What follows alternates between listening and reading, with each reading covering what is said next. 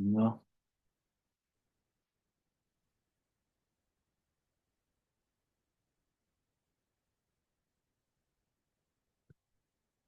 segundo, un segundo. A ver.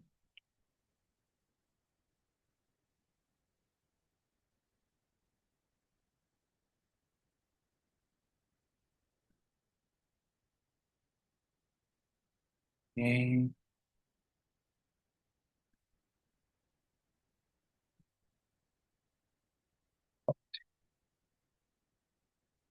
Bien, muy bien. Entonces, este tema lo tocamos en la clase anterior, pero como repito, hubo muy poca asistencia. Entonces, me he creído por conveniente darle un pequeño espacio, aunque de una manera más breve, ¿no? Vamos a ir viendo poco a poco. Ya creo que está bastante claro para todos un poco los diferentes tipos de estudios. Habría que ir diferenciándolos uno por uno.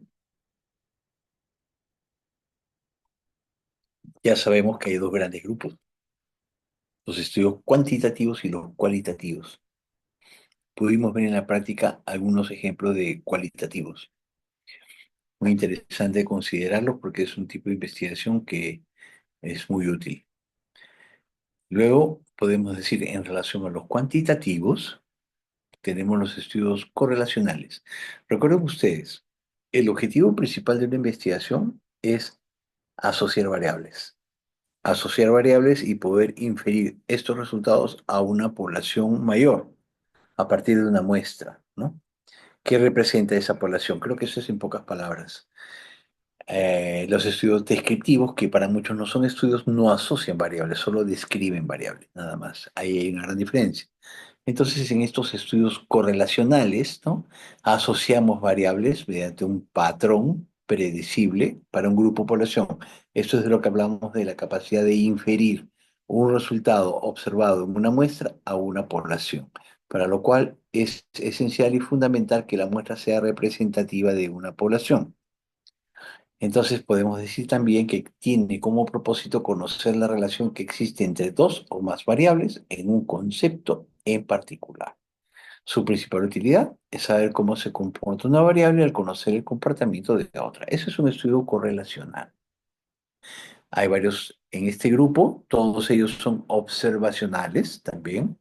Vamos a ver tres grandes grupos, ¿no? Las cohortes, ¿no? Las cohortes, el término cohorte básicamente se acuñó en relación a lo que en la antigua Roma los soldados se desplazaban en grupos, avanzaban juntos en grupos. Era una estrategia del ejército romano. Entonces, ese término cohorte quedó y se ha aplicado en investigación para definir un grupo de personas que se sigue el tiempo. En investigación clínica es un grupo de personas que se controla a lo largo del tiempo. Se habla de variables predictoras y de resultados, ¿no? Se permite obtener la incidencia. Los estudios transversales dan prevalencia. Los estudios longitudinales o de cohortes, no es lo mismo, similares, dan incidencia, evolución natural de una enfermedad o para analizar variables predictoras. Debo en este punto recordarles que una cohorte se define por el número de medidas, no solamente por el seguimiento, porque puedo hacer un seguimiento pero hacer una medida, es un transversal. Entonces, una cohorte requiere que haya una medida inicial y una medida posterior. Eso define a una cohorte. Hay un seguimiento, sí, pero hay una medida inicial y una posterior. Puede ser prospectivo, ¿no? Se elige una muestra de la población y se miden las variables predictoras y luego las variables de resultado. Observen, en las cortes hay dos medidas. Podemos decir entonces que lo que define, lo que diferencia una cohorte de un transversal es que en la cohorte al menos hay dos medidas, pueden haber más, y en un transversal hay una sola. Ojo, muy importante, no es. ¿Qué desventajas para los estudios de cortes prospectivos? Hay limitaciones para estas causalidades. Ya sabemos que, repetimos, esto lo tenemos que enfatizar, ¿no? La causalidad es propiedad de los estudios experimentales, mayormente. Podemos asumir cierta causalidad en algunos estudios cortes, prospectivas bien diseñadas, quizás un caso control bien diseñado, pero en realidad en términos correctos, deberíamos de entender que la causalidad está en el terreno de los experimentales, por eso es que se usan para los ensayos clínicos, la terapéutica, estudios terapéuticos. Ya sabemos que todo estudio de observación, su interpretación se ve afectada por las variables de confusión, se requiere de un número mayor de pacientes, esa es una característica de las cohortes que lo hace poco viable, porque los grupos, las muestras tienden a ser grandes. El costo también, la limitación para estudiar, si por ejemplo son variables de resultado que son poco frecuentes, una enfermedad poco frecuente, es muy difícil porque obtener el número suficiente de participantes puede ser requerido de mucho tiempo para hacerlo, ¿no? Entonces, estos estudios son más eficientes cuando estas variables son más frecuentes, ¿ok? En las cohortes retrospectivas, ¿no? Aquí la reunión, la medición de la variable predictora y el seguimiento es en el pasado. Solo es posible si se dispone de datos adecuados. Esto quiere decir que hay un buen registro en historias clínicas, ¿correcto? El investigador identifica una muestra reunida en el pasado, recoge los datos medidos en el pasado, primera medida, y luego los datos medidos en el presente, la variable del resultado. Dos medidas. Primera medida en el pasado y la segunda en el presente, ¿no? Ventajas de este tipo, bueno, se requiere menos tiempo porque no tengo que esperar a que ocurra la variable del resultado, no tengo que esperar como en las prospectivas. Acá ya hemos hecho la medición posterior y solamente esperamos hacer la medición actual, ¿no? Desventajas de los estudios de tipo cohortes retrospectivos, bueno, el principal es el muestreo de la población, que probablemente no se haya hecho de la mejor forma. Además, los datos pueden no ser fidedignos debido a que nosotros no los hemos registrado, sino los registran otras personas, ¿no? Sus ventajas del estudio de corte prospectivo: permite evaluar incidencia, número de nuevos casos de una enfermedad en un intervalo de tiempo y permite medir variables de forma más exacta y de fuentes más directas. Los casos control. Entonces dejamos las cohortes, ya las tenemos claras, vamos a pasar a los casos controles. Los casos controles, básicamente el caso control tiene un enfoque retrospectivo. Entonces es importante que lo entendamos. Y además de retrospectivo, es transversal. Esto quiero que lo entiendan bien. Es transversal retrospectivo. Eso es lo que, lo que caracteriza un estudio caso control. ¿Ok? Entonces, la investigación escoge una muestra de la población con una variable o una enfermedad, que son los casos, los que tienen enfermedad, y otra de la misma población con las mismas características, pero que no tiene esta enfermedad. Puede ser infarto, puede ser derrame cerebral, puede ser ACV, bueno, cualquier evento, ¿no? Luego se compara el nivel de distribución de la variable que define los casos en las dos muestras para ver cuáles están asociados con la variable de resultado. Entonces, para estudiar causas de enfermedades frecuentes, los modelos anteriores resultan ser caros.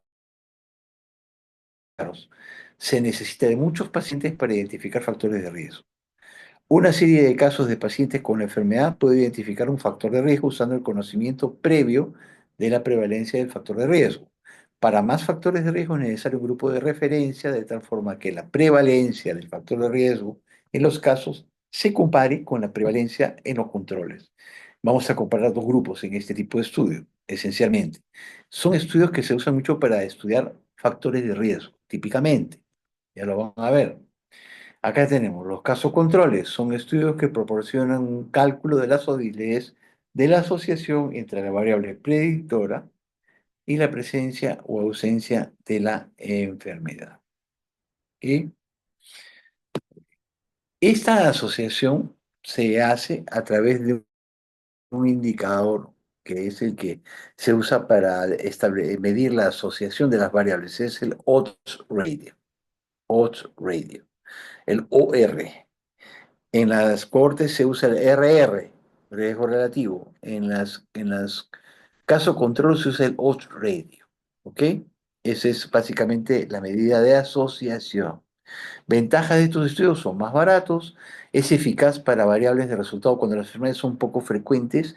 Caso control es una buena indicación, ¿no? A diferencia de las cohortes. Se utiliza para generar hipótesis sobre causas de un nuevo brote de enfermedad, por ejemplo. No es útil para eso. Ambos útiles en epidemiología. Vamos a ver un ejemplo aquí.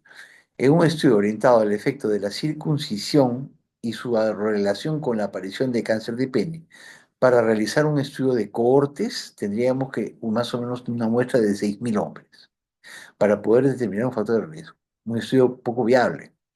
En cambio, un ensayo clínico necesitaría el mismo tamaño de muestra, 6.000, pero los casos van a aparecer en una media de 67 años. ¿Por qué? Porque hay que esperar que aparezca el evento. Es prospectivo. Entonces, tampoco es muy viable. Pero si hacemos un caso control, para poder detectar el factor de riesgo, solo necesitaremos 16 casos y 16 controles.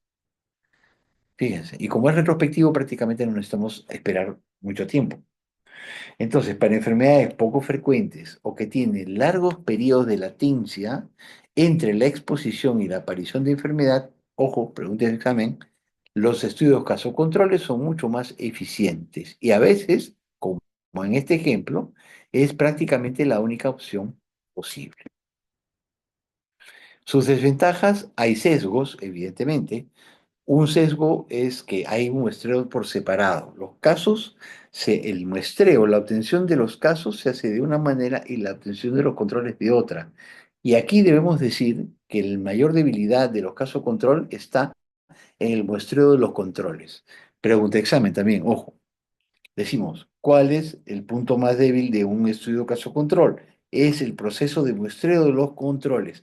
Los casos son más fáciles, ¿por qué? Porque los casos se definen por el evento, pero los controles no se definen por el evento, los controles se van a definir a través de un proceso de muestreo y deben ser muy similares a los casos, con excepción del evento. La medición retrospectiva es otro sesgo que ocurre en este tipo de estudios, ¿no? Además, si nosotros consideramos la forma en que se obtienen las muestras para los casos de control, podrían no ser representativas, provocando que no tengamos limitaciones para generalizar los resultados del estudio. Algunas estrategias, bueno, se pueden obtener los controles a partir de los mismos centros que de los casos. Eso ayuda mucho. Se hace emparejamiento con algunas variables, ¿no? Se usa una muestra de casos basada en la población o se puede usar dos o más grupos control también. Otra recomendación importante que puede ayudar también, sobre todo en el término estadístico, es que el número de controles se recomienda que sea dos, tres o hasta cuatro veces el número de casos. Esta es una ilustración de cómo se determina el caso control, ¿no? El odds ratio, ¿no? Que es la forma en que se establece esta asociación. Acá hay un estudio para establecer la asociación entre la vitamina K y el riesgo de leucemia. Entonces tenemos los casos que han hecho leucemia y los controles. ¿Ok? ¿Qué tenemos? Pacientes que tuvieron vitamina K y los que no tuvieron. Acá tenemos el número de casos con vitamina K que hicieron leucemia y los casos controles que no tuvieron leucemia, pero sí vitamina K. Y lo mismo, los casos con leucemia sin vitamina K y los controles sin vitamina K. Esto nos determina una sumatoria y finalmente establecemos lo que se llama el odds ratio. A por D sobre B por C. Y nos da 1,27. ¿Cómo interpretamos el 1,27? Todo aquello que va a 1 es que no existe una asociación del factor de riesgo. Por debajo de 1 es un factor protector. Por encima de 1 es un factor de riesgo. ¿Ok? Muy importante. Entonces, resumiendo, ya habíamos hablado de los transversales anteriormente, los tres grupos de observacionales, cohortes transversales y casos controles que tenemos aquí, podemos ver que las cohortes establecen secuencia de acontecimientos, múltiples variables y producen incidencia. El problema es el tamaño de muestra y cuando son poco frecuentes las variables, haría que el seguimiento sea muy largo, lo que hace poco viable el estudio. Los estudios transversales tienen duraciones más cortas y producen prevalencias. Ojo, los casos controles también son transversales. Por eso el caso control también produce prevalencia. Ojo. Acá no hay secuencia, no es útil para variables predictoras de resultados poco frecuentes y las muestras también, igual que en las cohortes, se requieren de muestras grandes. En caso control, útil en variables poco frecuentes, estudios de corta duración, ya hemos dicho, debido a su naturaleza retrospectiva, se pueden usar muestras más pequeñas, eso disminuye los costos y se usa el odds ratio como indicador de asociación. Hay sesgos importantes de muestreo, ya hemos explicado las diferencias de cómo se conforma el grupo de casos y el grupo controles. También hay sesgos de medición debido a la naturaleza retrospectiva del estudio. Y además podemos decir que es limitado a una variable de resultado, no produce prevalencia ni ciencia, aunque en esta tabla yo podría observar un detalle porque al ser un transversal podría producir prevalencia. Esto conversamos un poquito y entra oyéndonos a la forma de medir estos estudios. En el contexto de nuestro curso de lectura crítica, vamos a ver que existe un checklist, una forma de configurar un control, una manera de poder metodológicamente, sistemáticamente analizar los estudios observacionales, ¿no? Los epidemiólogos, en el afán de poder analizar estos estudios, hicieron la declaración STROBE, que es un acrónimo en inglés que quiere decir Strengthening the Reporting of Observational Studies in Epidemiology. STROBE hace una sistematización de los puntos claves que tienen que aparecer en un buen artículo de investigación observacional. Es necesario destacar que estos puntos se refieren a cómo los autores explican su investigación y que son los criterios que se deben usar para valorar, para poder validar los resultados, ¿no? Bueno, entroncan con las guías de lectura propuestas hace unas décadas por los pioneros de la epidemiología clínica, ¿no? Tiene una referencia, es una lista de comprobación para aumentar la calidad de publicación de los informes en los estudios epidemiológicos. Ya hemos dicho, el grupo observacional, transversal, cohorte y caso control. Y por ende valorar la calidad o hacer una lectura crítica de este tipo de publicaciones. Este lista de Strobe tiene para los tres diseños que hemos mencionado 22 puntos que se estructuran según título, resumen, introducción, método, resultados y discusión. Acá vamos punto por punto, vamos a ir analizando en detalle lo que corresponde a Strobe, punto por punto. Tenemos en primer lugar el título, que indica el diseño del estudio, términos, ¿no?, que se utilizan en el título y en el resumen también. Además, se provee un resumen que tiene una información básica y balanceada de lo que se ha hecho y de lo que se ha encontrado, que uno debe analizar también. Debe haber un buen resumen y un buen título, ¿no? En la parte de introducción, primero hay una parte inicial que es el background, ¿no? Llamado introducción también, que lo que hace es básicamente describir el problema. En otras palabras, describe el problema. Si ustedes leen la introducción y no entienden por qué se hace la investigación, no hay una buena introducción.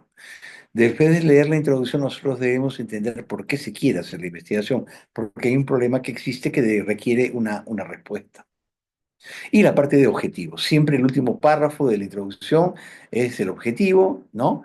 Y deben estar claramente especificados, puede haber más de uno, pero debe estar claramente especificado porque se debería dar el norte para lo que viene después. Acá tenemos un ejemplo, título y resumen. Acá, por ejemplo, este es un título y resumen, esta es una revista española de cardiología, acá lo tienen en la parte baja del año 2021. Este es el título, Hábitos de vida e inmortalidad cardiovascular de mujeres menopáusicas. Este es un estudio de cohortes. Acá están los autores, tenemos sus instituciones, acá tenemos las fechas de publicación y acá tenemos un resumen. En la introducción nos habla un poquito brevemente, ¿no? Acá muy brevemente, en realidad es un solo párrafo, ¿no? Miren, dice, existen modelos de predicción de riesgo cardiovascular en la población general, pero aún no se ha estudiado de modo específico la predicción del riesgo de mujeres posmenopáusicas. Eso explica un poco el problema, aunque de manera breve. Entendemos que el resumen debe tener no más de 250 palabras.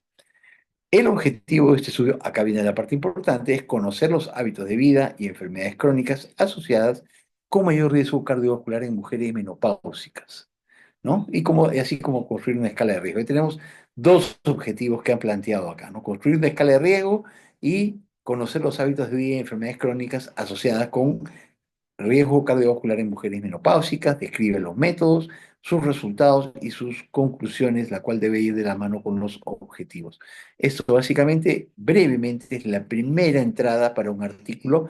Debe ser bien organizado, debe tener un título conciso, claro, debe indicar qué tipo de estudio se va a hacer. Por ejemplo, acá dice en métodos, estudio de cohortes retrospectivo. Bien.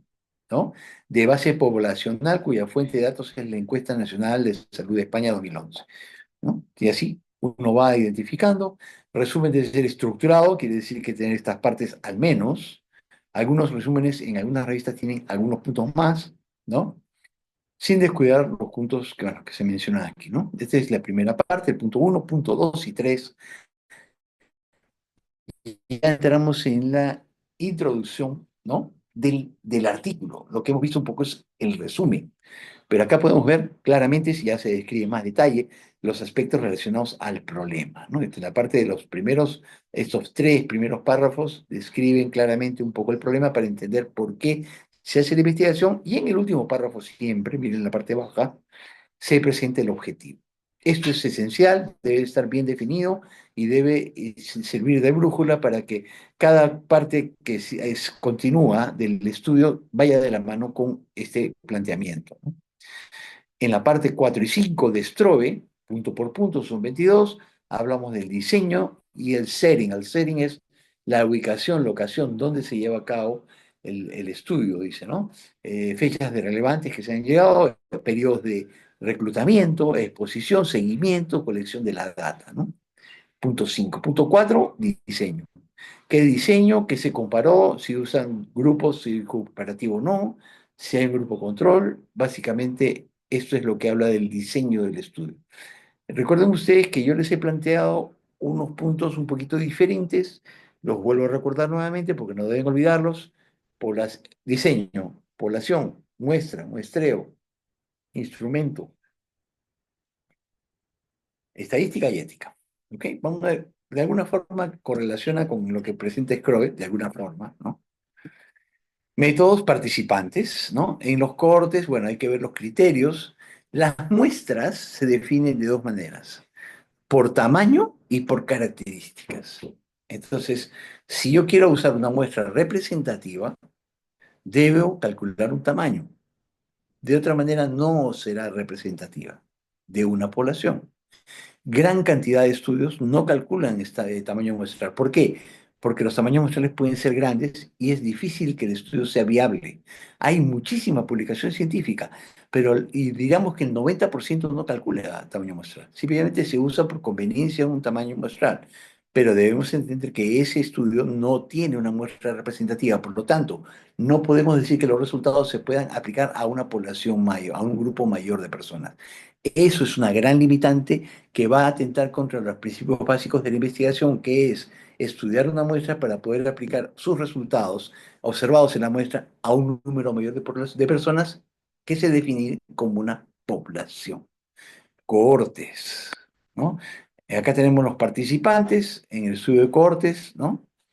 El punto 6, las variables deben estar definidas claramente, todas las variables, también asimismo las variables intervinientes, llamadas también variables de confusión, ya hemos hablado un poco del rol de estas variables, en el punto 7, en el punto 8, como ustedes ven aquí, medidas, fuentes de la data, cada variable de interés, ¿no? Debe tener una fuente de información y detalles de los métodos de medida.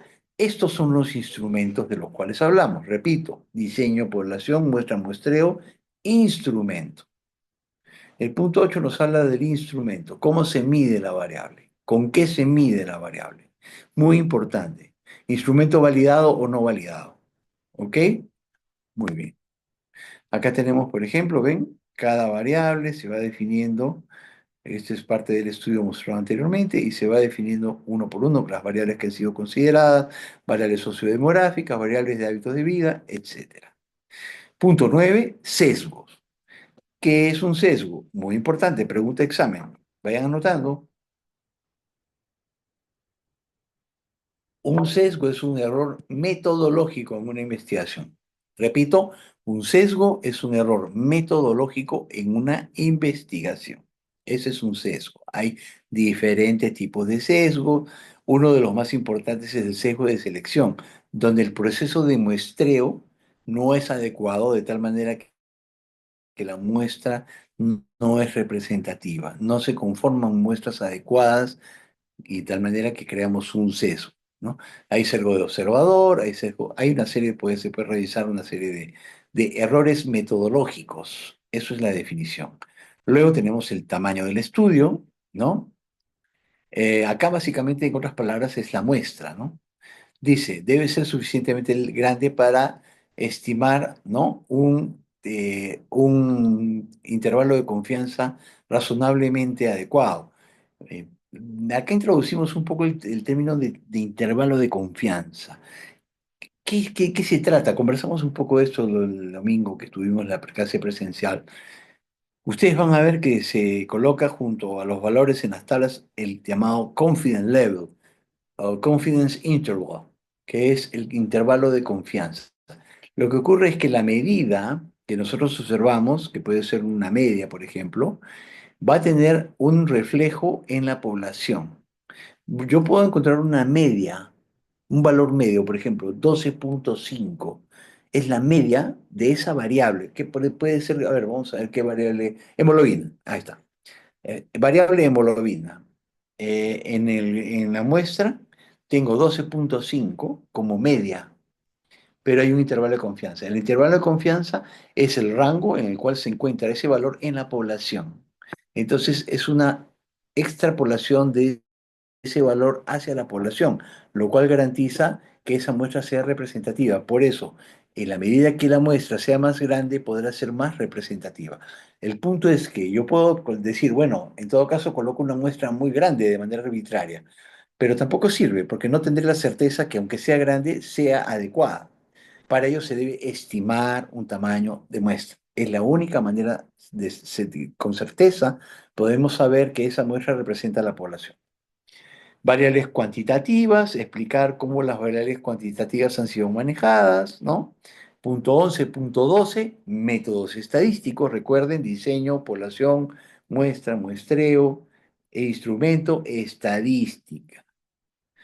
Acá habla, por ejemplo, de los métodos estadísticos y los métodos usados para controlar las variables confusoras. Recuerden que en la parte estadística hay una parte que se usa para control de variables confusoras, que son los análisis multivariados. Recuerden bien eso. En los estudios observacionales es esencial contar con en análisis multivariados para controlar el rol de variables confusoras. De otra manera, tenemos un sesgo muy grande. ¿Ok? Un sesgo muy grande. Los métodos estadísticos, bueno, de esto en algún momento conversaremos un poco más en detalle. Hay métodos estadísticos también para las cohortes, para cada uno de los grupos. Acá tenemos un poco, dentro del estudio que hemos seleccionado, que mencionamos inicialmente, los métodos. Vean ustedes, se describe el tipo de estudio, las fechas en que se ha llevado a cabo, ¿no? Acá, por ejemplo, tenemos, ¿ven? Eh, este de aquí, perdón, un ratito, perdón. Las fechas en que se ha llevado, un poco la parte metodológica, la parte inicial, ¿no? Mostrar elementos clave del diseño del estudio, incluido el objetivo general, en caso que el artículo se corresponda con un estudio más amplio. Bueno, acá tenemos un poco más en detalle también, no voy a extenderme mucho, esta primera parte es un poco un pequeño resumen. Acá tenemos el estadio de análisis estadístico, ¿no? Hay alguna parte que es un análisis descriptivo, que puede ser un poco la descripción de la muestra, por ejemplo, pero después debería haber un análisis inferencial. En el análisis inferencial tenemos que nosotros aplicar, por ejemplo, acá se aplica la prueba de chi cuadrado. La prueba de chi cuadrado es una prueba que se utiliza para variables categóricas, cualitativas, básicamente. Si analizamos variables cuantitativas, probablemente usemos un t-student, pero para eso también es muy necesario que determinemos la normalidad de la curva de datos. Creo que en algún momento vamos a ahondar un poco en la parte de bioestadística. ¿Ok? Entonces, acá lo mismo. La parte ética, repito, diseño, población, muestra, muestreo, instrumento, estadística y ética. Acá, por ejemplo, habla de consentimientos informados que han sido firmados, ¿no? Por los participantes. Se habla de que se han seguido ciertas normas. A veces se dice, por ejemplo, que se ha seguido la, la, la declaración de Helsinki, ¿no? En casos de ensayos clínicos ya el requerimiento es mayor, ya lo hablaremos en su momento. ¿Ok? El resultado de los puntos 14 al 18, acá lo pueden ver, ¿no? Las particularidades de cada estudio son más relevantes, tiene que ver con precisión el número de participantes, el número de personas contactadas, pérdidas en el seguimiento, ¿no? Acá está, 13, ¿ven? Diagramas de flujo en algunos casos, esto va a depender mucho del tipo de estudio, pero principalmente se debe de indicar cuáles son los participantes que fueron incluidos y seguidos en el estudio, ¿no? Este es la característica de los participantes en el estudio. Esto se da por lo general en la primera tabla. En estos estudios, la primera tabla muestra las características de la muestra o de las muestras si se comparan dos grupos. Entonces, eso es un poquito lo que tiene que ver aquí en el punto 14, punto 15, datos de los resultados, ¿no? En los eventos, reporta el número de resultados o eventos o medidas que se han hecho sobre estas. En el 16 resultados principales, ¿no? Acá ya se busca, por ejemplo, ver los análisis multivariados que permiten controlar las variables confusoras para poder clarificar las conclusiones, porque ya habíamos dicho anteriormente que en los estudios observacionales el rol de las variables confusoras es esencial, ya que pueden alterar o afectar de manera importante la asociación entre variables. Ya hemos hablado un poco de cuál es el rol de estas variables en los estudios observacionales y la necesidad de métodos de ajuste, ¿no? A eso se refiere. 16. 17. Otros análisis adicionales que se pueden hacer por subgrupos, por ejemplo, o análisis de sensibilidad. Y pasamos luego de los resultados a la discusión donde se resumen los resultados encontrados, se comparan, ¿no? Con los hallados por otros estudios. Y acá en el punto 19, muy importante, todo estudio tiene limitaciones, todo estudio tiene limitaciones. No existe un estudio, sea cual fuere su diseño, que no tenga limitaciones. Los ensayos clínicos los tienen también. Entonces es muy importante que podamos encontrar en un artículo científico esta sección donde uno hace una declaratoria, una confesión de aquellas partes que no llegaron a ser manejadas adecuadamente y las se asumen como limitaciones, ¿no? Muy bien, muy importante. Acá están los resultados, por ejemplo, se incluyeron tantas mujeres mayores de 50 años, se excluyó un número de ellas por valores perdidos, quedando un número final. Este es un fluxograma, un diagrama de flujo. La edad media de las mujeres fue esta con un intervalo de 50 a 103 años. La tabla uno muestra la frecuencia de cada uno. ¿Ven? La tabla uno es una estadística, por lo general, descriptiva de la muestra, ¿no? Es por lo general. Bueno, acá hay un poco más extendido, como ven ustedes dos. Ya en la tabla 2, fíjense, ya se muestra el modelo multivariante de Cox. Repito, nuevamente, una vez más, que debe quedar muy claro, todo estudio observacional debe tener un estudio de análisis multivariado para control de variables confusoras. Muy importante, acá por ejemplo se presenta en la tabla 2. ¿Ven? Muy bien, acá también. No vamos a extendernos mucho para no limitar nuestra presentación. Punto 17, otros análisis. 18, ya hemos dicho la discusión, ¿no? De los puntos más relevantes, las limitaciones, ya las hemos mencionado. Y punto 20 y 21. Punto 20, la interpretación, ¿ok? Que el autor le da a los resultados, a las comparaciones, a las limitaciones, a los análisis, de manera conclusoria, aunque no es la conclusión, pero es una interpretación. Luego, la generabilidad, muy relevante.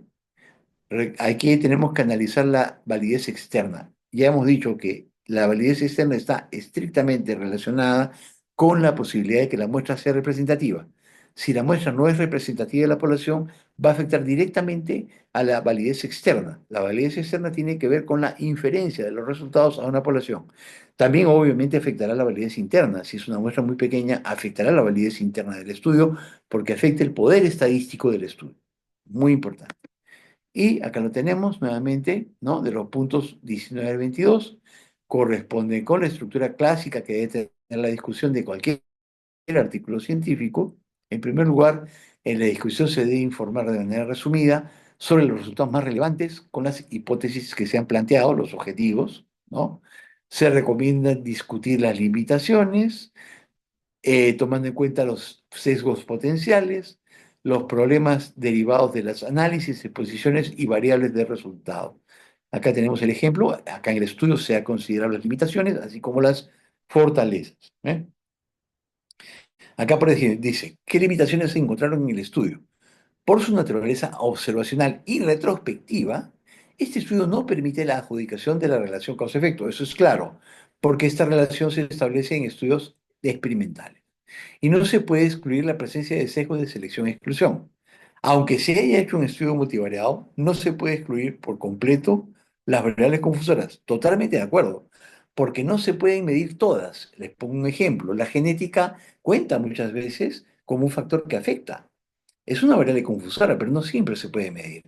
Entonces, esto tiene sus limitaciones, aun cuando se desarrolla un análisis multivariado. Muy importante porque sus análisis críticos que están haciendo en las prácticas a veces concluyen cosas muy optimistas, pero debemos entender que los estudios de observación tienen estas limitaciones y deben ser mencionadas, ¿no? Muy bien. Y hemos dicho generabilidad, esto ya lo hemos mencionado, y las conclusiones, ¿no?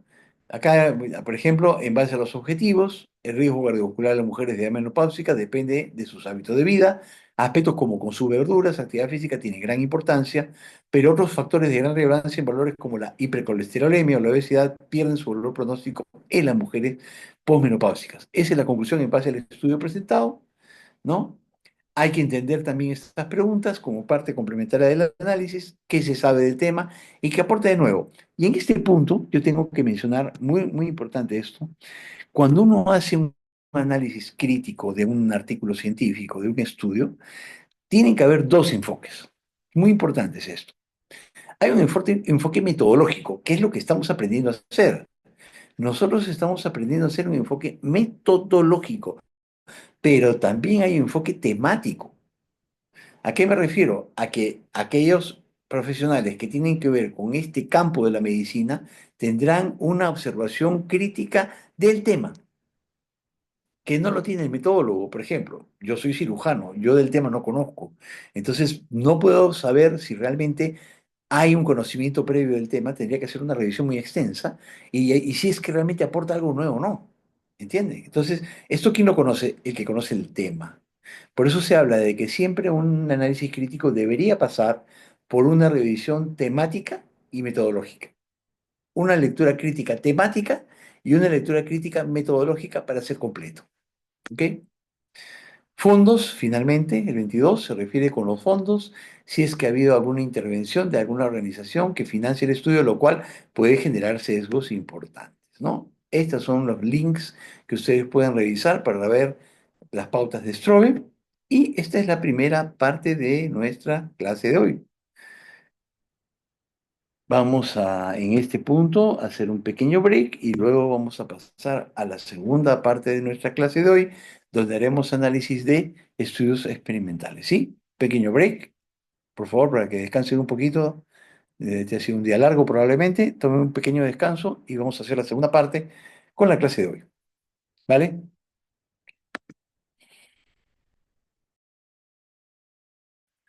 Y, no, y nos vamos,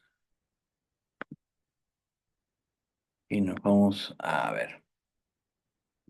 Entonces, ya hemos dejado en claro los tipos de estudio. Ya hemos dejado en claro los observacionales, los descriptivos, ya sabemos cuáles son el checklist que se utiliza. Vamos a entrar ahora a ver cómo analizar, hacer lectura crítica de estudios experimentales. ¿Ok? Esto va, bueno, hasta este punto básicamente vamos a tener analizado el gran grupo de publicaciones. Los estudios experimentales se van a caracterizar por esto, por poder establecer un nivel de asociación entre variables de tipo causal. Esto es lo esencial, de tipo causal, causal, ¿ok? Muy importante. ¿Eh? Cosa que los estudios anteriores no tienen limitaciones para establecerlo, básicamente. Los ensayos clínicos aleatorizados, ¿no? son este grupo de estudios experimentales que estén bien diseñados y correctamente ejecutados, punto muy importante, van a proporcionar la mejor evidencia sobre el efecto de las intervenciones sanitarias. Obviamente una metodología inadecuada puede resultar en estimaciones sobreestimadas. Vean ustedes, efecto, eficacia. Esos términos son términos asociados a los ensayos clínicos, a los estudios experimentales. Les sorprendería saber cuántos estudios publicados tienen como objetivo de determinar eficacia y son observacionales.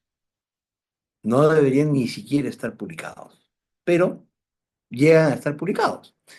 Lo importante es que nosotros podamos darle la lectura crítica correspondiente. Ningún estudio observacional puede determinar ni efecto ni eficacia.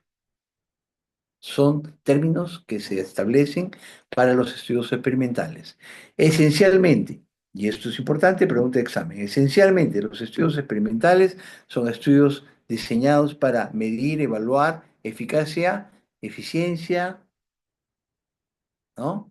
Efecto en terapéutica. Terapéutica. Por eso las vacunas de COVID, por ejemplo, pasaron por este tipo de estudios. Todos los fármacos que se usan regularmente en el tratamiento de enfermedades pasan por ensayos clínicos. Ese es el requerimiento para tener eficacia, eficiencia y seguridad. Para poder evaluar la metodología de un ensayo clínico aleatorizado a partir de su publicación, es preciso que su diseño, ejecución y análisis se describan de forma detallada, con exactitud y con transparencia sobre todo, ¿no? Sin embargo, se ha constatado repetidamente que la información que hay en publicaciones es insuficiente. No debe sorprendernos. Recuerden ustedes lo que les presenté en la primera clase, cuando tuvimos la apertura del curso, donde les mostré que ensayos clínicos hechos en China, el 80% se estimaban que eran falsos. 80% de ensayos clínicos en China, hechos en China. Acá tenemos una lectura que recomiendo, que es Adetubo, que es cuán bien están los ensayos clínicos reportados en la literatura dermatológica. Eso ayuda mucho en la lectura crítica. Estas referencias son muy interesantes, les pido que las puedan revisar aquellos que tengan interés en complementar, ¿no? Yo vamos a ir compartiendo estas clases con el delegado. Con ánimo de mejorar la situación, allá por los años 90, dos editores profesionales del ensayo clínico y metodólogo elaboraron recomendaciones para comunicar ensayos clínicos. Luego, estos reunieron sus esfuerzos y consensuaron una propuesta conjunta que se denominó Consort Statement, que es un acrónimo de Consolidated Standards of Reporting Trials, Consort. Al igual que Strobe, son acrónimos de términos en inglés, ¿no? Consort es básicamente una lista guía de los puntos que se consideran críticos y que por tanto deben incluirse en todo informe o comunicación de un ensayo clínico y un diagrama para ilustrar el flujo de individuos participantes durante el ensayo. Esta cita, muy recomendable. El objetivo de la guía Consort es facilitar la lectura crítica y la interpretación de los ensayos clínicos aleatorizados, orientando a los autores, revisores y editores acerca de cómo se debe comunicar este tipo de estudios. En este artículo se presenta la traducción de los 22 puntos, al igual que el Strobe, que constituyen el consor, ¿no? En Internet tenemos este link de la dirección web. Se puede consultar la justificación de los 22 puntos incluidos en la guía, así como ejemplos publicados de lo que se consideran comunicaciones correctas. Vamos al console entonces. Al igual que hemos hecho con el Strobe, vamos a desmenuzar estos 22 puntos para que ustedes los puedan utilizar y de hecho los empezarán a utilizar esta semana cuando hagan la lectura crítica de los artículos que han sido enviados para su revisión. A ver, vamos paso a paso. En primer lugar, punto uno, tenemos título y resumen. Al igual que el Strobe, esta parte es común para ambos. para facilitar su indexación como un ensayo clínico en las bases de datos, la identificación en las búsquedas se recomienda mencionar el método de asignación de los individuos a los grupos de tratamiento en el título. Por eso es muy común ver que los títulos dicen ensayo clínico aleatorizado, ¿no? Randomized Clinical Trial es lo mismo, randomized es aleatorizado, ¿no? En inglés. Eso por lo general figura en los títulos porque da ese nivel, le da una gran importancia para el lector. Los ensayos clínicos no son muy frecuentes. ¿Por qué? Por los temas éticos que ya hemos conversado. Sin embargo, hay ensayos clínicos y su publicación siempre genera una gran expectativa en los lectores y en general, ¿no? Acá, por ejemplo, vean ustedes, acá tenemos un título y un resumen de un ensayo clínico. Dice, amoxicilina para la prevención, para prevenir la infección post-exodoncia de terceros molares incluidos, ensayo clínico aleatorizado. Perfecto, muy bien. Acá tenemos los autores, tenemos sus referencias de sus instituciones. Este es un artículo publicado en Perú en un artículo Open Access, ¿no? La revista Open Access, que está abajo aquí tenemos la referencia del link, ¿no? Estos son los años de publicación. Observen ustedes, este es un resumen estructurado, como se recomienda hacer, objetivo. Acá, por ejemplo, no hay un background, ¿no? De frente van al objetivo. Probablemente la revista tiene este formato para el resumen. No describen el problema, solamente van directamente al objetivo. El ensayo clínico se desarrolló, tal lugar, tantos pacientes. Se distribuyeron aleatoriamente tres grupos, ¿no? Se les administraron diferentes tratamientos, se hizo el seguimiento y se estableció el análisis de comparación de proporciones, se observaron los resultados, se analizaron, bueno, y se colocaron las conclusiones que ustedes ven aquí. Esto es un resumen estructurado, nada más interesante. La introducción, ya yendo ahí de lleno al cuerpo del estudio, tenemos en la introducción antecedentes, ¿no? Se debe resumir y referenciar el conocimiento previo, al igual que en el STROBE, de manera similar, así como la necesidad del ensayo, ¿no? Son condiciones muy importantes para cumplir con el principio ético. Esto es necesario de hacer, por lo tanto, estamos realizando un experimento y entendemos que eso tiene cierto riesgo para los pacientes que se están asumiendo, pero hay una importancia de conocer el problema tal como ocurrió, por ejemplo, en la pandemia, ¿no? Entonces se cumple con el principio ético de evitar la exposición innecesaria de los individuos a riesgos. Algunos ensayos clínicos podrían haberse evitado haciendo una revisión sistemática de los previos. Es evidente. Recuerden ustedes, cuando se hace una exploración, a ver, yo tengo un problema, quiero resolver un problema, quiero hacer una investigación, mi primer paso es hacer un proyecto de investigación.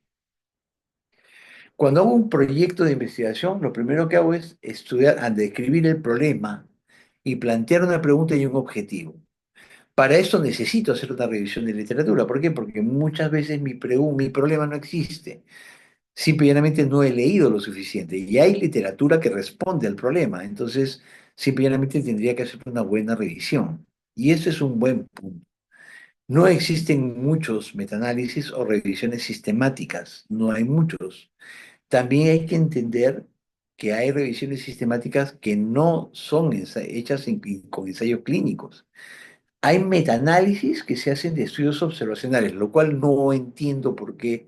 Hasta la fecha no sé por qué se ha llegado a ese punto, porque un metaanálisis debe estar sustentado en ensayos clínicos.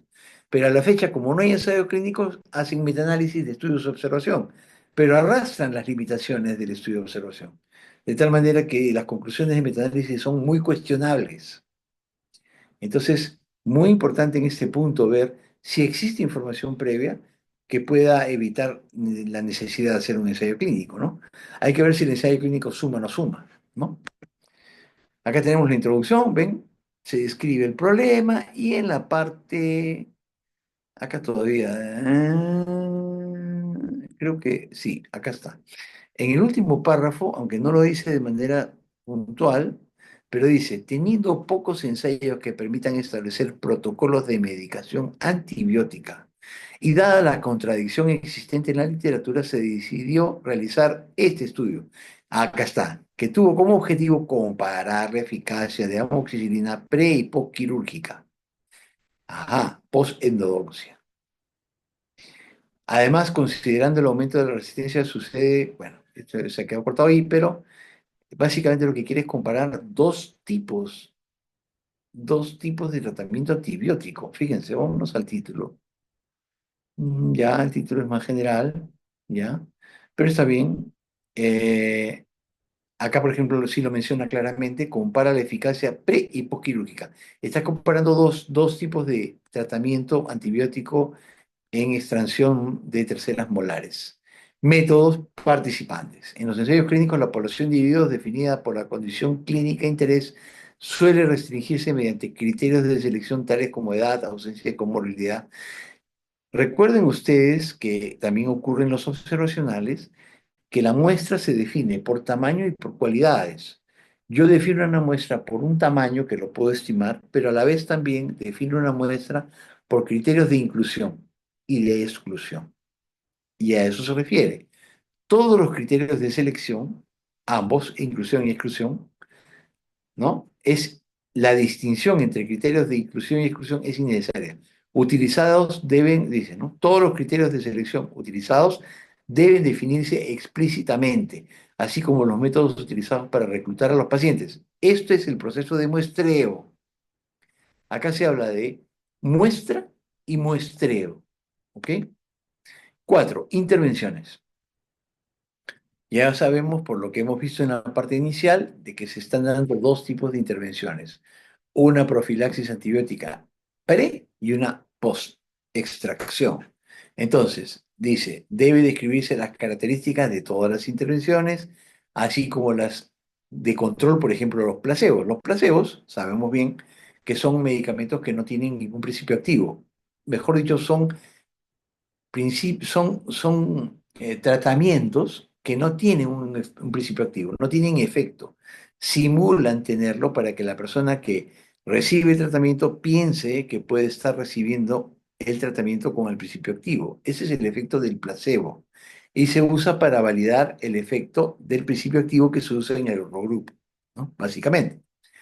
Particularmente las características que presumiblemente puedan depender el efecto, ¿no? Entonces, deben describir todas las intervenciones, incluidos los placebos. Acá tenemos grupo uno, ¿no?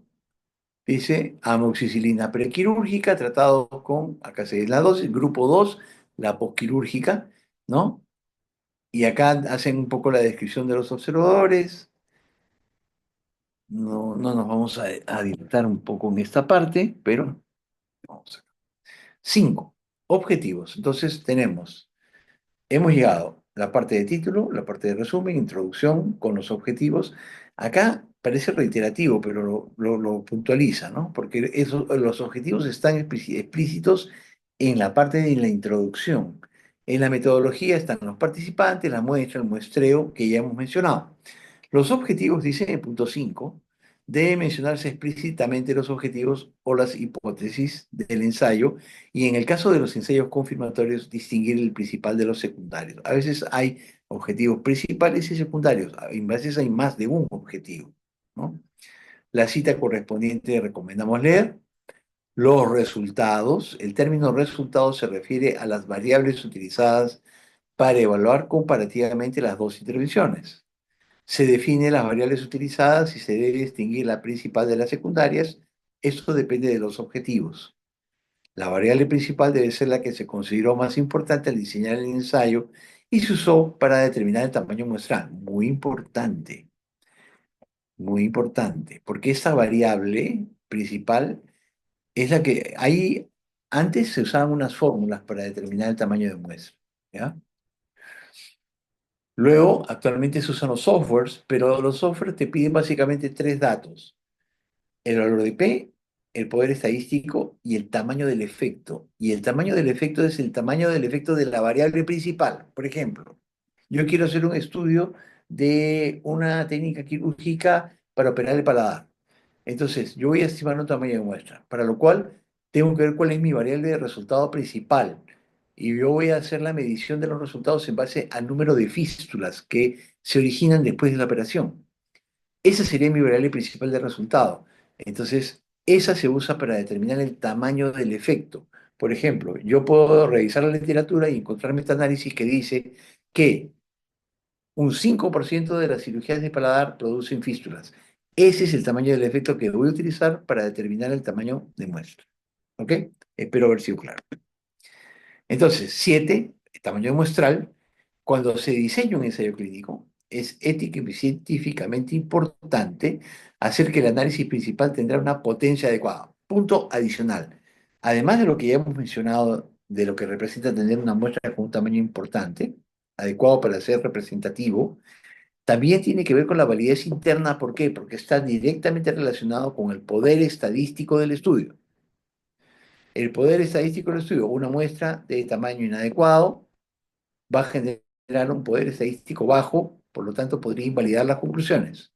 Entonces, acá dice, si tenemos un tamaño de muestra adecuado, vamos a asegurar que el análisis principal tendrá su potencia adecuada, o sea, una probabilidad razonablemente alta de demostrar diferencias clínicamente relevantes, validar conclusiones.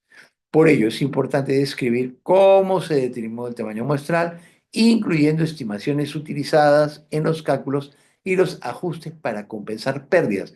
A veces en el seguimiento hay pérdidas, por lo cual el tamaño muestral tiende a sobreestimarse. Y explicar cualquier discrepancia en el tamaño muestral pretendido y el final conseguido. 8.8 en consort. Vamos avanzando.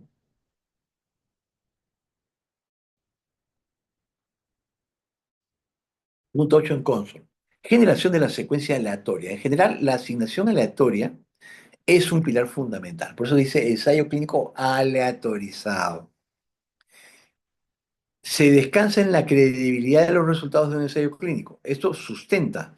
¿Por qué? Ya lo hemos explicado, pero básicamente recuerden, cuando aleatorizamos grupos, los grupos aleatorizados son equivalentes. Si yo comparo dos grupos en un estudio observacional y genero dos grupos por conveniencia, estos grupos no son equivalentes. Por eso hay variables de confusión. Son variables que son diferentes en los dos grupos y pueden explicar la aparición de la variable de resultado.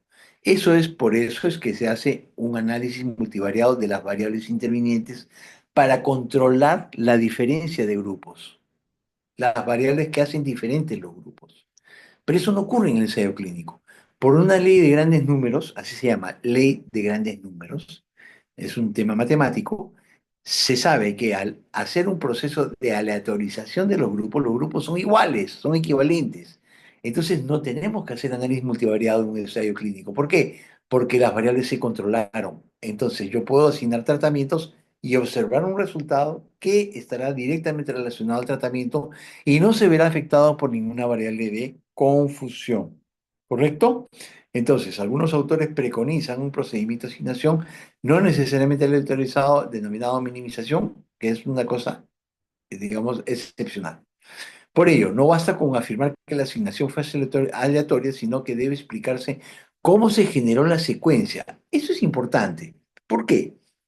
Porque la secuencia de aleatorización puede cambiar. Por ejemplo, yo puedo darle un tratamiento a un grupo, sabiendo que el tratamiento es el más adecuado, y un alternativo al segundo grupo, quizás sabiendo de que no sea el mejor, pero yo quiero evaluar, comparar los tratamientos, buscando algún tipo de beneficios.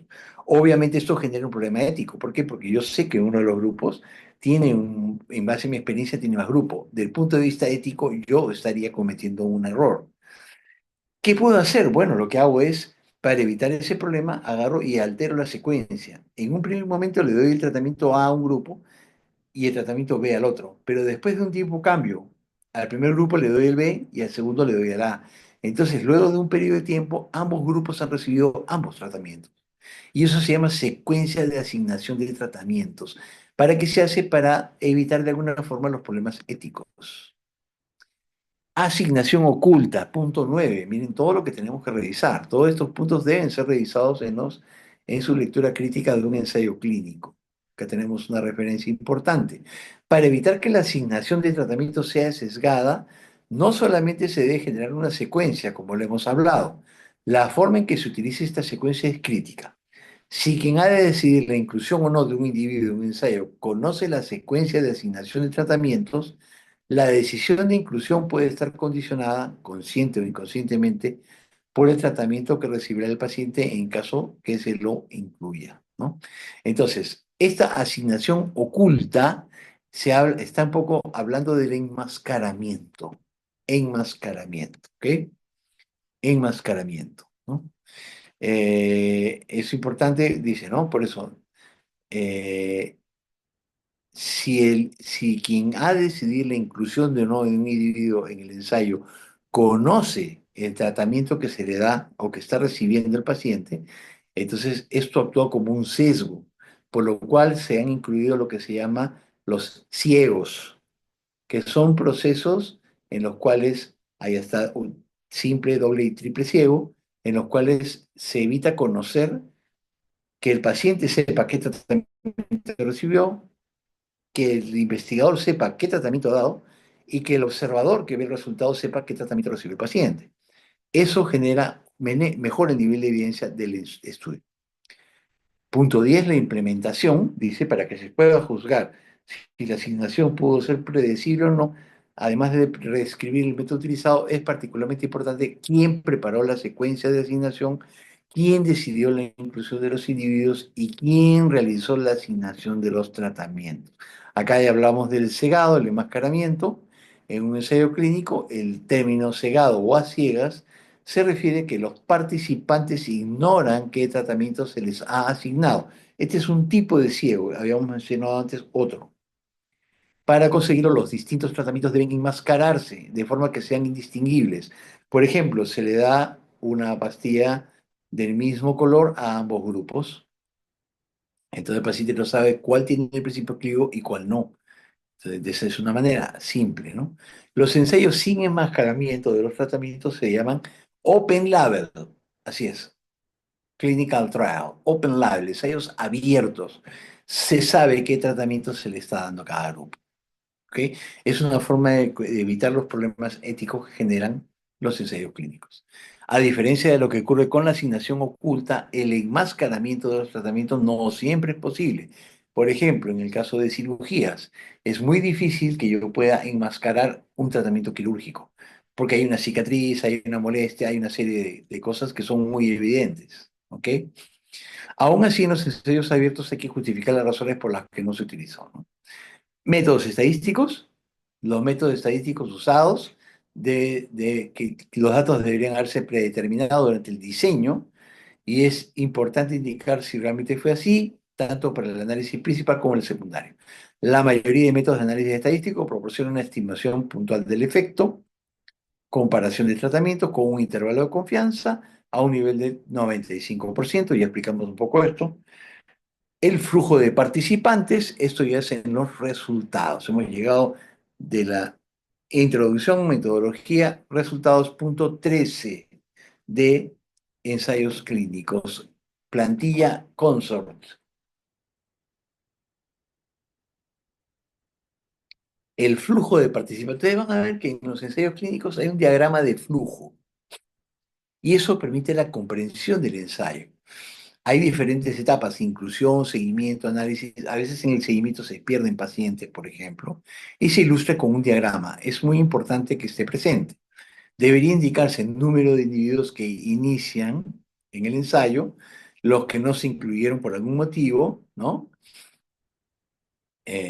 Aunque ese dato que permite juzgar la validez externa no siempre está disponible, acá vemos los resultados en la investigación del estudio que presentamos al inicio, un total de 99 pacientes del servicio de otología del estudio de un hospital de salud en un tiempo determinado, 54 mujeres, 45 hombres, con edades oscilaron entre estas edades.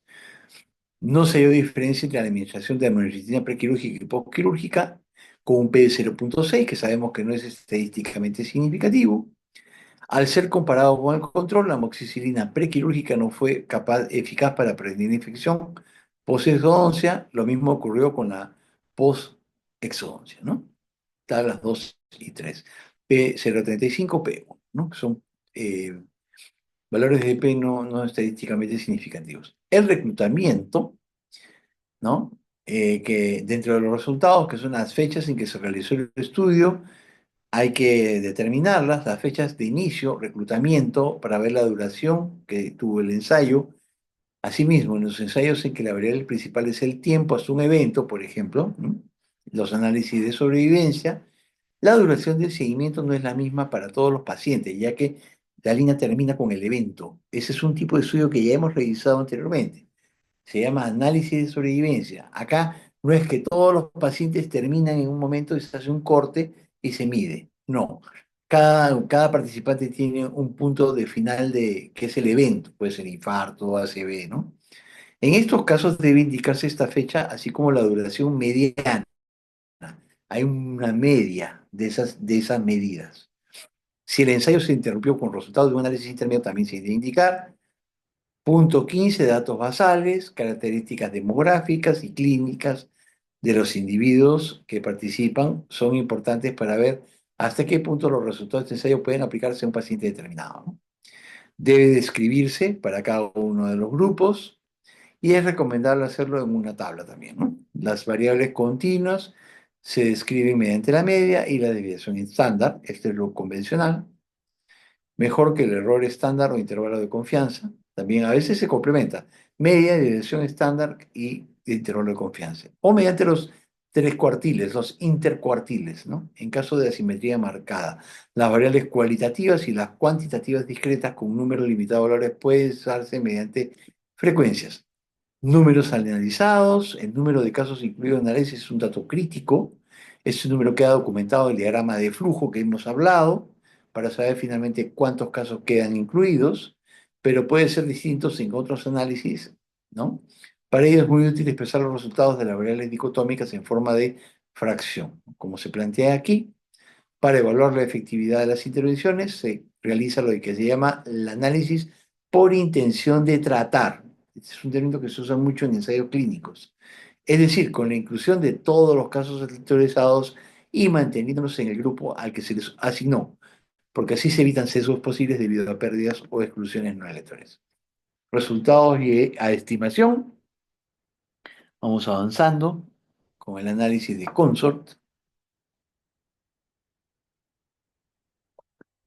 Podemos ver que todos los resultados, el principales y secundarios, y hemos visto que pueden haber más de un objetivo, deben describirse para cada grupo de tratamiento con sus medias y desviaciones estándar o frecuencias, junto con un estadístico adecuado que compare los resultados en ambos grupos, ¿no? Diferencia de media, diferencia de proporciones, riesgos relativos o radio,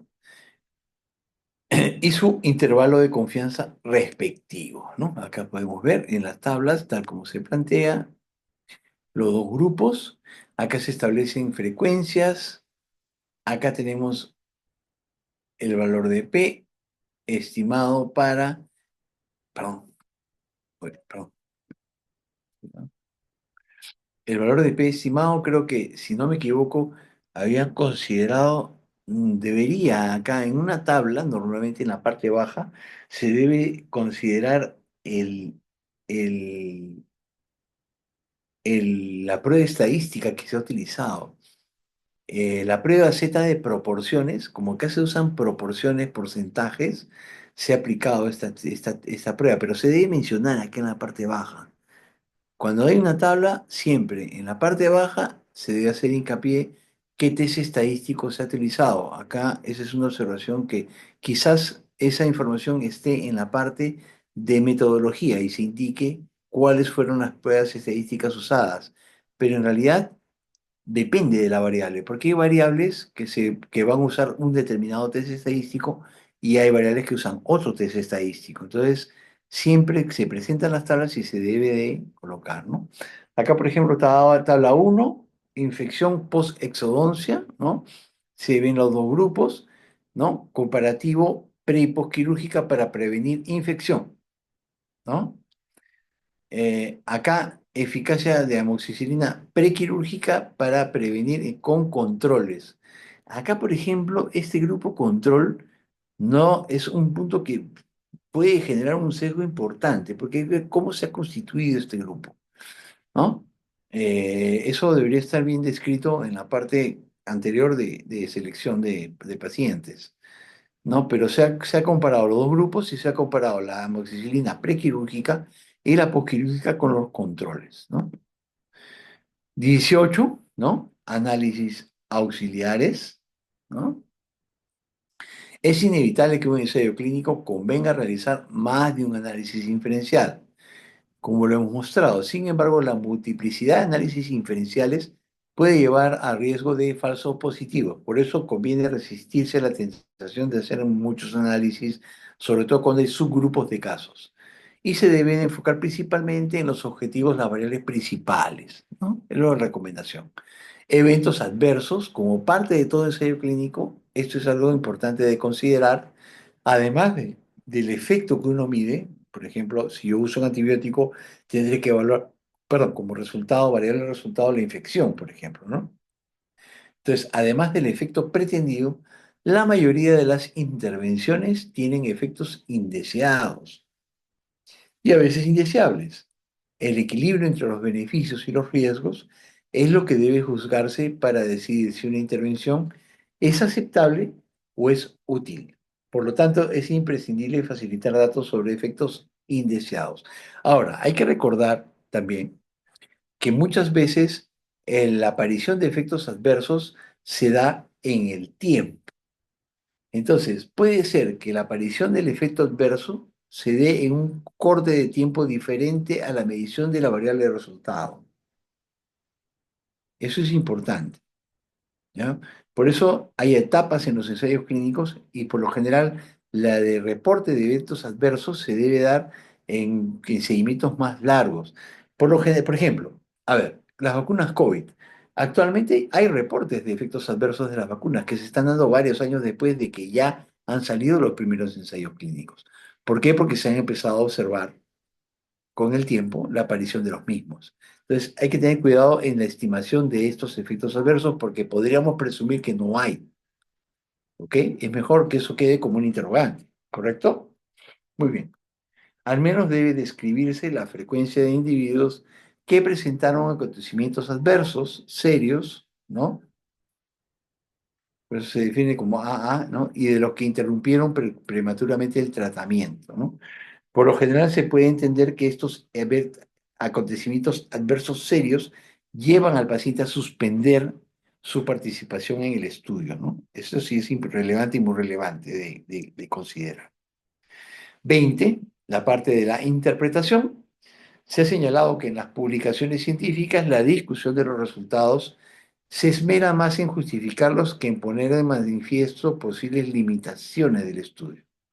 Y nuevamente los menciono.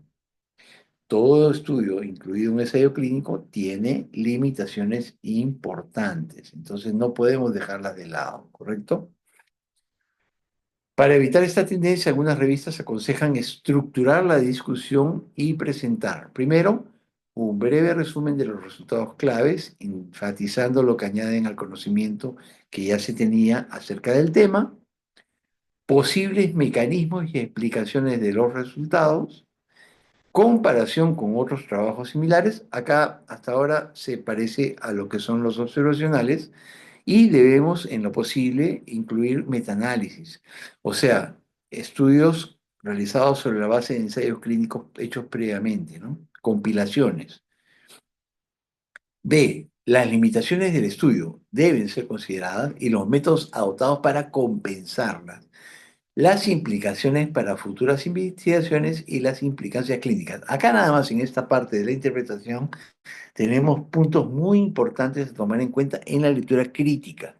¿Hasta qué punto el artículo ha considerado estos puntos en el análisis, en la discusión? ¿Hasta qué punto?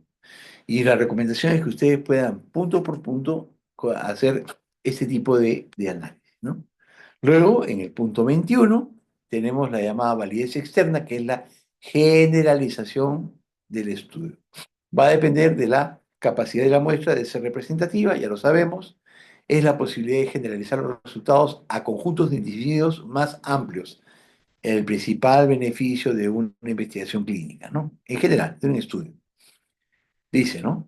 La posibilidad de generalizar resultados a conjuntos de individuos más amplios que los que se han incluido, que es la muestra, ¿no?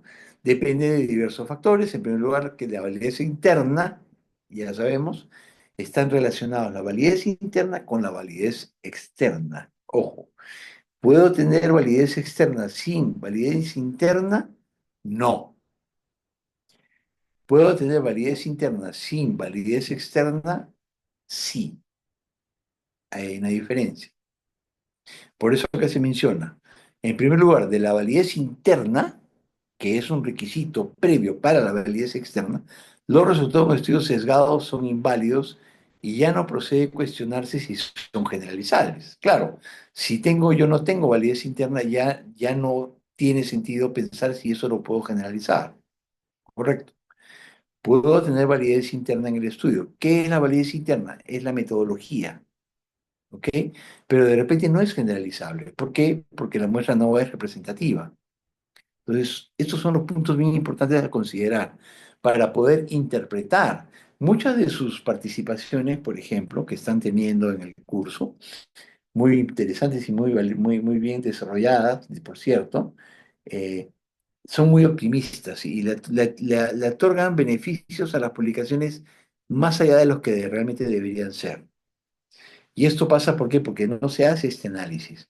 No podemos decir si es que estos estudios, estas conclusiones son generalizables o no, por ejemplo.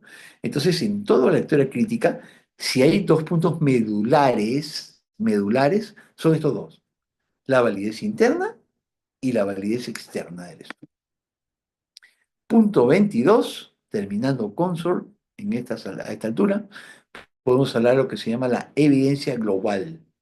Los resultados de un estudio deben juzgarse en el contexto de la información previa disponible, aunque lo ideal sería metaanalizar los resultados del ensayo junto con los de ensayos previos similares, que esto es poco práctico, muy costoso, y solamente es factible si existen tales ensayos.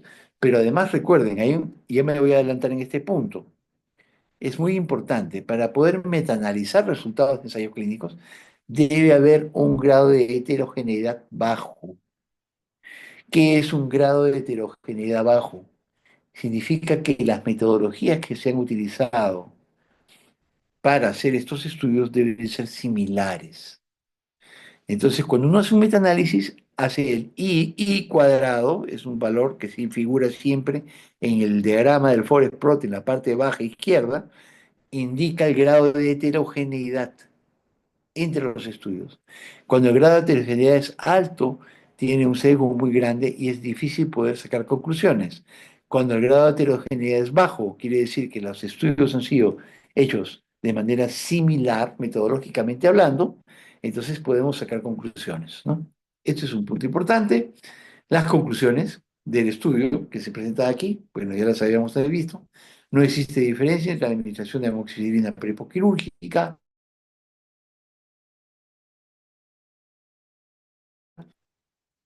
Asimismo, la administración de amoxicilina prehipoquirúrgica no son eficaces para prevenir la infección postzoonótica de terceros molares incluidos. Palabra eficacia, eficacia. Ese es un término designado, este es correctamente aplicado. Muy bien. Espero que haya sido una clase bastante clara y útil para ustedes. Por favor, en adelante vamos a empezar a usar de aquí en adelante vamos a empezar a usar el consort. Tenemos esta semana ya para mañana, tenemos práctica con ensayos clínicos y vamos a empezar a analizarlos con estas plantillas, punto por punto. Por ahí pueden agregar algún otro análisis adicional, pero de tal manera que puedan ustedes completar lo mejor posible. Recuerden ustedes, cuando comenzamos, vamos a comenzar con estas plantillas. Cuando adquiramos experiencia, ya sabremos nosotros, de repente no haremos 22 puntos, de repente hacemos 10, y con los 10 podemos claramente hacer un análisis crítico de estos estudios.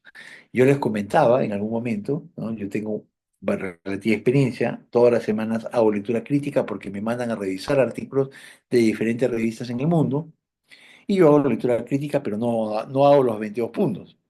Imagínense, me pasaría solamente toda la vida, me la pasaría haciendo revisiones con la cantidad de artículos que llegan. Tengo que hacer una revisión muy puntual y elijo un menor número de puntos que me permiten claramente identificar dónde están las deficiencias y los puntos, las fortalezas y deficiencias del estudio para emitir un juicio, porque yo soy un revisor, tengo que emitir un juicio acerca de la calidad de la publicación. ¿Para qué? Para que sea aprobada o no sea aprobada para la publicación. Entonces, pero eso se adquiere con la experiencia. Vamos a comenzar aplicando estas plantillas de tal manera que nosotros vamos a poder determinar de manera a un comienzo si es que estos estudios tienen la calidad suficiente para, ojo, para validar conclusiones. Si ustedes me dicen, ¿cuál es el objetivo de ejercer esta práctica de lectura crítica? ¿Cuál es el objetivo? En pocas palabras, el objetivo de realizar esta lectura, el aprendizaje de la lectura crítica es validar conclusiones. ¿Qué significa eso? Que van artículos que tienen conclusiones inválidas y otros que tienen conclusiones válidas. ¿Hay término medio? Yo creo que no. O sea, de repente están más o menos validadas. No creo. Yo creo que en este punto tendríamos que determinar si están validadas las conclusiones o no. Y nos podemos llegar a muchas sorpresas. Podemos llegar a entender de que gran parte de las publicaciones científicas tienen conclusiones que no están sustentadas por la metodología. Es muy relevante en su práctica profesional entender lo que está pasando. Y en este punto nuevamente actualizo el tema que ya hemos comentado de la IA, donde miren, yo hago preguntas, a veces uso el Gemini, que es el IA de Google, que es muy rápido de usar. Y el problema que encuentro es que a veces ustedes hacen alguna pregunta y cuando la vuelven a hacer, a plantear la misma pregunta, dan resultados diferentes. En realidad, les podría decir que este es un proceso en construcción. Debe haber un criterio de análisis de esa información de la inteligencia artificial. No puede ser asumida así nomás. La inteligencia artificial está partiendo de la data existente, que es deficiente en buena parte. Entonces, ya de ahí nomás tenemos que tener con mucha cautela la validez de su utilidad porque estaremos arrastrando las deficiencias de la información previa. Estamos perpetuando un error en lugar de corregirlo. Entonces, esta lectura crítica se actualiza, se valida, la IA no la inutiliza, creo que es una herramienta más útil, aún más que nunca, actualmente. ¿Sí? Muy bien. El delegado me pidió esta clase, se la voy a pasar ahora, ¿sí? A su correo. Y bueno, no sé, dame un pequeño tiempo, tenemos para alguna pregunta, alguna duda de parte de ustedes. Espero no haberlos aburrido con la clase, un poco extensa, pero este es un poquito la teoría. Ya desarrollaremos la práctica mañana y el jueves. No, no questions. Bueno, Todo claro, doctor. gracias, gracias. Bueno, espero que haya sido claro. Gracias. Bueno, finalizamos entonces. Agradecemos al Señor una vez más la bendición que nos ha regalado esta noche, poder aprender juntos, agradecerle a Él, toda la gloria para Él, y bueno, que tengan unas buenas noches hoy, y bueno, nos vemos pronto el día de mañana, sí, Dios mediante. Gracias. Gracias, doctor. Cuídese. Ok, Gracias, gracias, doctor. Gracias, gracias, doctor. Muchas gracias. gracias, doctor.